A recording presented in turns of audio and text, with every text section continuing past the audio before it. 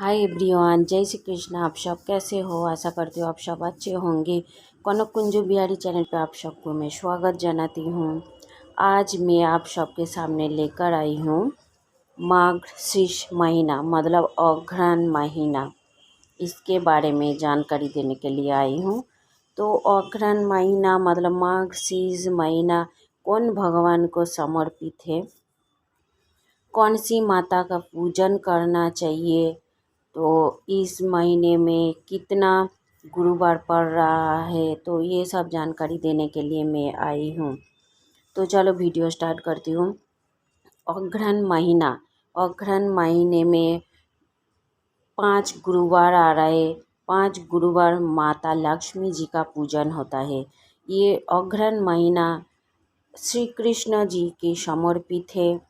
इस महीने में कृष्णा जी का भी जो आराधना पूजा मंत्रों जप जितना तप कर सकते हो उतना ही अच्छा फलदायी होता है। श्री कृष्ण भगवान मतलब मार्गशीर्ष महीने का ही समर्पित होता है, क्योंकि मार्गशीर्ष महीना ही होता है श्री कृष्ण भगवान। और माता लक्ष्मी जी का पूजन होता है इस महीने में। तो ऐसा कहते हैं जो ये अग्रहण मार्गशीर्ष महीने में माता लक्ष्मी धरती में ही होता है। जो श्रद्धा भक्ति मन से माता लक्ष्मी का इस बार 5 गुरुवार पड़ रहे, तो गुरुवार में पूजन अर्चन करते हैं तो माता उसके घर में ही विराजमान करते हैं।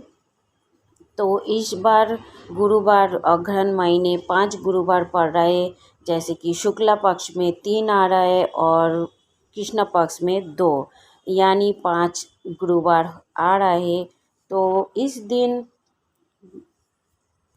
माता लक्ष्मी का पूजन करना चाहिए। अग्रहण या मार्गशीर्ष महीना शुरू हो रहा है 9 नवंबर से लेके 8 दिसंबर तक ये मार्गशीर्ष महीना चलेगा।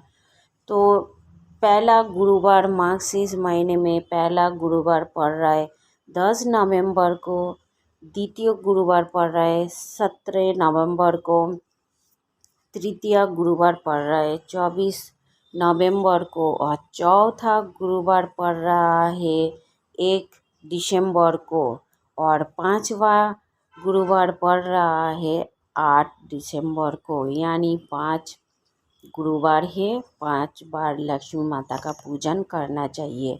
माता लक्ष्मी जी का पूजन करते समय माता लक्ष्मी की पूजन के साथ साथ में इस महीने में दैरीज पूजन भी किया जाता है। मतलब आपका जो मेन दरवाज़ा होता है घर का, उसका भी पूजन किया जाता है। शंख की भी पूजन किया जाता है। पवित्र नदी में भी आप स्नान कर सकते हो। जितना मंत्र आप जप कर सकते हो उतना मंत्र जप कर सकते हो, उतना ही फलदायी होता है। लक्ष्मी माता की पूजन 2 टाइम किया जाता है, सुबह और शाम। सुबह में आप ब्रह्म मुहूर्त में ही किया जाता है, तो ब्रह्म मुहूर्त में कीजिए। और शाम को आप जब दिया बाती करने का समय होता है ये तब करना चाहिए लक्ष्मी माता की पूजन। लक्ष्मी माता की पूजन सबसे पहले चावल के आटे से आप रंगोली बना लीजिए। उसके बाद चौकी बिछाइए, घट स्थापन कीजिए, गणपति जी का सबसे पहले पूजन कीजिए। अब लक्ष्मी माता का पिक्चर या मूर्ति है तो आप उसको श्रृंगार कीजिए। उसका रोली चावल हल्दी से आप टिक्का करके दिया बाती करके आप आरती उतारिए। माता लक्ष्मी को सफ़ेद या पीले भोग आप बहुत पसंद होता है, इसलिए आप पीले या सफ़ेद भोग चढ़ाइए। और उसके साथ साथ में आप धान होता है ना, तो आप पूजा सामान की दुकान में मिल जाएगा, नया धान लेके माता को चढ़ाइए। आपके पास लक्ष्मी गणेश जी का चांदी का सिक्का है तो वो चढ़ाइए। कड़ी, कमलगट्टा ये सब चढ़ाइए, क्योंकि जो सब माता को प्रिय चीज़ होता है वो माता को अर्पण कीजिए। तो ऐसे पूजन किया जाता है माता को सुबह शाम। व्रत कैसे करें?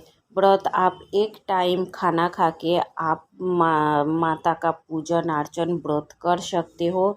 और व्रत का संकल्प लेके आप पूजन शुरू कीजिए।